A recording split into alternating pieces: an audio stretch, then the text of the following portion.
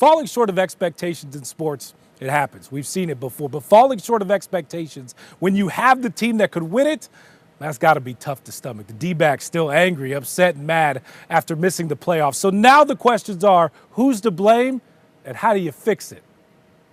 The last 24 hours have been like for you? Yeah, not great. Not great. We should be in Milwaukee, and we're not. We should be in Milwaukee right now. We all know that, and we're not. And I'm bitter, and I got to figure out a way to work through that. Less than 24 hours after their season came to an end, D-backs manager Torey Lovullo and GM Mike Hazen are still fuming. More questions than answers. I have no idea, honestly. 89 wins, 5 more than last year's team that went to the World Series. I can't really make sense of it right now, to be honest with you. Yet no playoffs. Yes, this team is a more talented team than last year's team. So who's to blame? Hard to pick the front office. The defending National League champs just had the highest payroll in team history. The investment in this team was made to go to the playoffs, and that didn't happen. And it's hard for me to look at this right now any other way other than that. What about injuries? Several starters missing significant time throughout the season. You know, the position player group lost Perdomo and Alec Thomas and others too, and, you know, we led the league in runs. So I can't make the argument in both directions, right? Yes, we took on some injuries early in the season. I am very proud of the fact that when we lost as many players as we did in April and May, the Torey and the group and the players were able to hold our head above water, but injuries are no excuse. Including the starting rotation, the group ERA ranking near the bottom in baseball. It's obvious, like there's no hiding where sort of everything kind of lines up on how we ranked in a lot of the ways that we played, and you know, our pitching needed to be better. So did Jordan Montgomery, signed for $25 million at the end of spring training. The D-backs' highest paid player never found starting success and was demoted to the bullpen. A horrible decision, invested that money in a guy that performed as poorly as he did. It's our biggest mistake this season from a talent standpoint. That was a group process, and I understand why we made that decision at the time. And I believe that Jordan Montgomery is going to have a better year next year. Do you blame the players and some guys getting days off towards the end with the season on the line? Lovullo doesn't. They were gutting it out. Everybody was gutting it out and giving everything they could.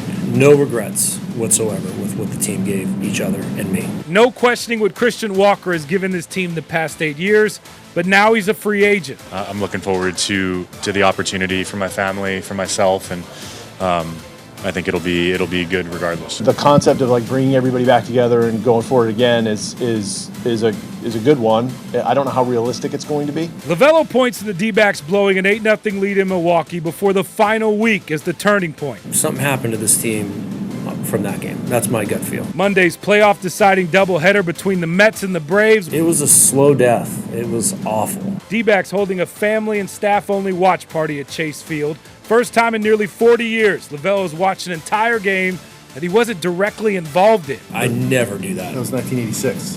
So my answer is 1986.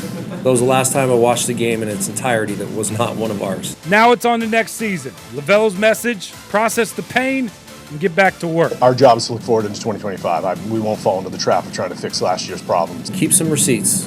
There's some payback. Some payback for next year. And I think these guys will come out super hungry. All right, so who's coming back in 2025? The free agents include Christian Walker and closer Paul Sewald, who spent the back end of the year on the IL. There's also team options for Eugenio Suarez, starter Merrill Kelly, the DHs, Jock Peterson, Randall Grichuk, who maybe were the best 1-2 punch in all of baseball at DH. Jordan Montgomery set to make $22.5 million next year with his option. He could opt out and become a free agent. It sounds like Ken Kendrick wants him to do that. Lina, how would you fix this? Who's to blame in your eyes for the D-backs missing the playoffs? Who's to blame? I mean, to be honest, it has to be the players for just not showing up. The coaches can only do so much. And of course, the Diamondbacks did make changes, relieving a lot of the coaching staff from the pitching side of this organization go quickly, Brent Strom among them. But it's going to be tough to bring Jordan Montgomery back after what Ken Kendrick said publicly and after what we saw. I don't see that happening, and it would also be tough to see Christian Walker walk after what he has meant to this organization and what he's delivered at first base for the team. How do you fix this, Cam? Lina, I kind of tend to agree with you. The players because it's tough for me to blame Torrey. He pushed all the right buttons last year, and this year guys just seem to be banged up at the wrong time, and the magic just wasn't there at times. Brent Strom, it's hard for me to blame him too as well, but then again, you look at the stats and they are what they are, and then you hear some of the comments that have come out since his firing where the message just wasn't getting across to the pitching staff. So they're moving on from Brent Strom and the pitching coaches. It'll be kind of a new look there as they move forward, because bottom line, the starting pitching has to be better, whether Jordan Montgomery is on this team or not next year.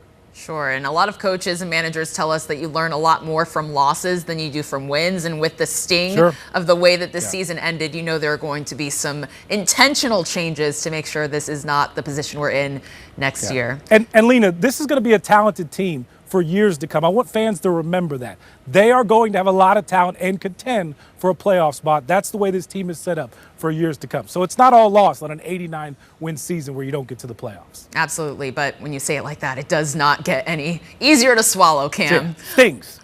Yeah.